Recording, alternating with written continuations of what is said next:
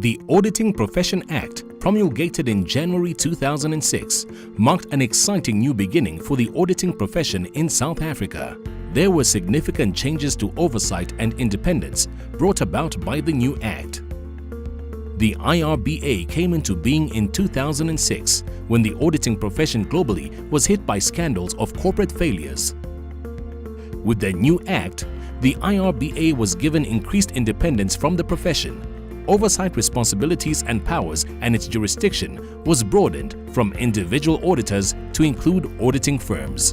On 1 April 2006, the Independent Regulatory Board for Auditors superseded the Public Accountants and Auditors Board as the audit regulator. Our mission is to protect the financial interests of the South African public and international investors through setting high-quality auditing and ethics standards and through the effective and appropriate regulation of auditors. We do this in terms of international best practice. Our objectives are to create the principles and the framework to protect the public who rely on the services of auditors who deliver their services competently, fearlessly, and in good faith. Our values are independence, integrity, objectivity, commitment, transparency, and accountability. The mandate of the IRBA is to develop and maintain auditing and ethics standards that are world-class, create the framework for the education and training of auditors and their ongoing competence, to monitor auditors' compliance with the professional standards,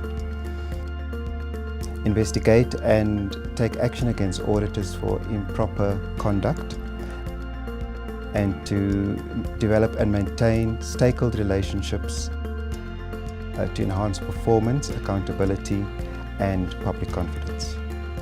The IRBA is the custodian of the auditing profession in South Africa. While its main role is to protect the public, it therefore also has a responsibility to support the profession through issuing appropriate guidance and responding to identified needs of auditors.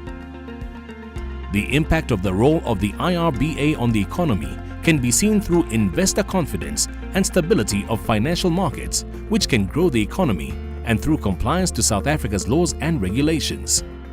The beneficiaries of the services provided by auditors have recourse to the Independent Regulatory Board for Auditors.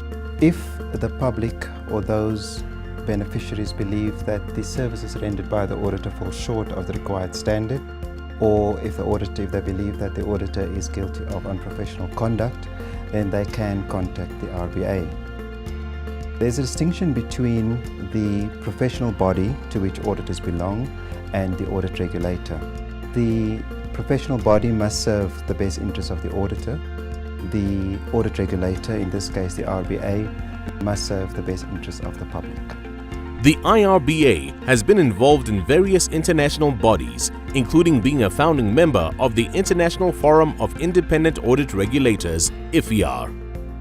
Through the work of the IRBA, South Africa has maintained its #1 ranking for 5 consecutive years for the strength of its auditing and reporting standards in the Global Competitiveness Index conducted by the World Economic Forum.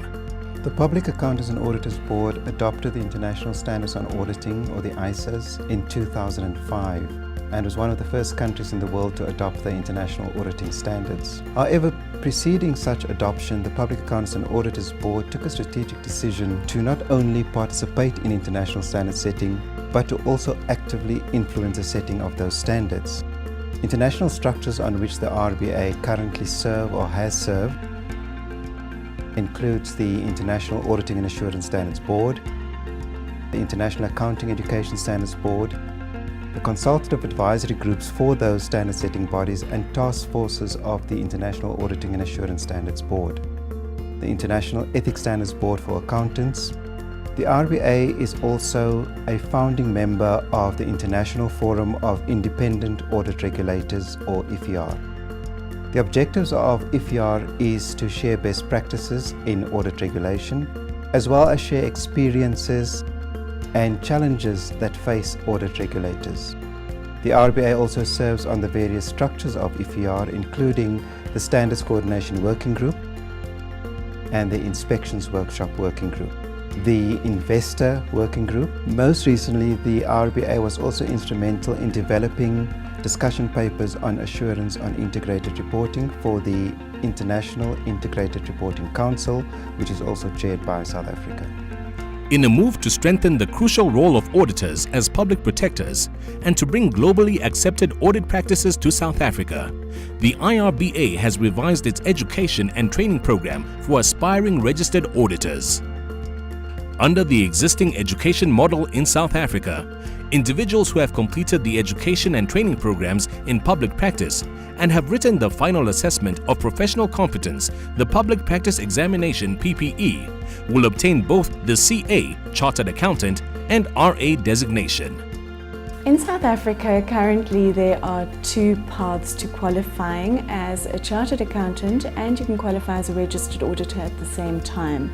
So effectively there's an audit route and there's a financial management route. All of our candidates who want to become auditors will follow the auditing route, and they have to successfully complete 4 programs for them to enter what is called the public practice exam, or the final test of professional competence. In the current system, we have an academic program, which is effectively a 3-year undergraduate plus a 1-year postgraduate degree. The second program is what we call an assessment of core competence. Now that is a benchmarking exam which ensures that all the candidates who are coming through the university degree have the correct level of technical and core competence in order to develop their professional competence. Then we have a training program. Now the training program for the audit route would obviously be in public practice in an audit firm, and it would traditionally go between 3 to 5 years. And the last program is an audit specialist program, which is a short course in audit, and it really is a combination of practice and theory. So it pulls the two together and prepares a candidate to then enter the public practice exam. Now the public practice examination was retained by the IRBA, and the reason for that is that in terms of the IRBA's mandate of public protection, the IRBA chose to retain that exam to ensure that all auditors entering practice were competent at entry. So that exam has always been the full responsibility of the IRBA. What the IRBA does is we accredit professional bodies to conduct the programs that allow entry into the public practice exam. So that is our current model, but as you know, we're moving towards a new model. And in this regard, we have developed the Audit Development Program. Now the Audit Development Program, or the ADP, is really a period of specialization. So it says that to become an auditor is a specialist role of being a professional accountant. So really what that means is that a candidate will complete all of the requirements to be a chartered accountant, and thereafter they will spend a time in practice in a more complicated, more senior role, developing those skills that are required to be an auditor.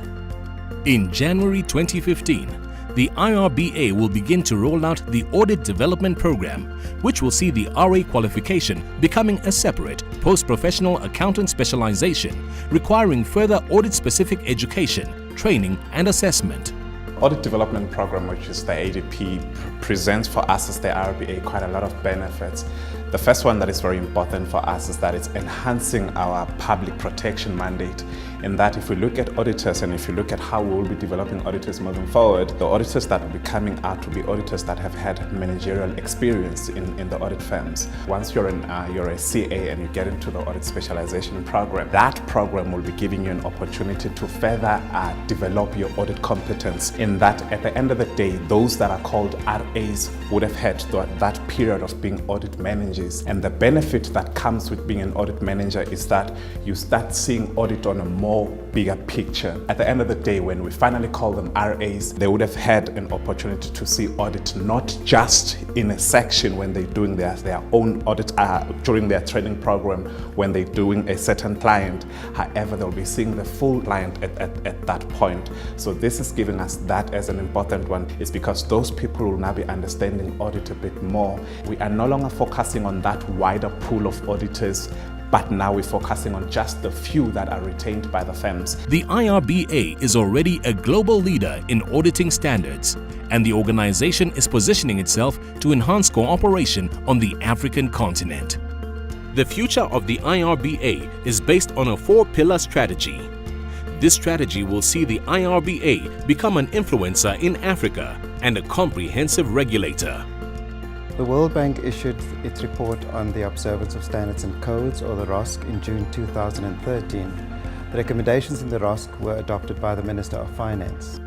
The ROSC assesses the institutional framework which underpins the accounting and auditing practice in the private sector of a country and compares that to international best practice. It evaluates the statutory framework which supports the accounting and auditing profession, the education and training of accountants, ethics, auditing standards, the monitoring and enforcement and oversight of the auditing profession. One of the major recommendations in the ROSC is the regulation of professional accountancy organizations. Should that responsibility fall to the RBA, it will mean an increase in the RBA's mandate and could have the RBA defined as a super regulator. Should we have to implement the recommendations relating to the regulation of professional accountancy organizations, we will implement those recommendations seamlessly. In addition to the implementation of the recommendations in the ROSC, the RBA strategy also includes strengthening relationships and improving collaboration with other countries in Africa with the aim of improving governance, reporting and regulation on the continent. Strengthening of independence of auditors and the RBA, as well as transformation, remain crucial imperatives for our strategy going forward. The current developments and the future strategy of the RBA will impact positively on our mandate to protect the public.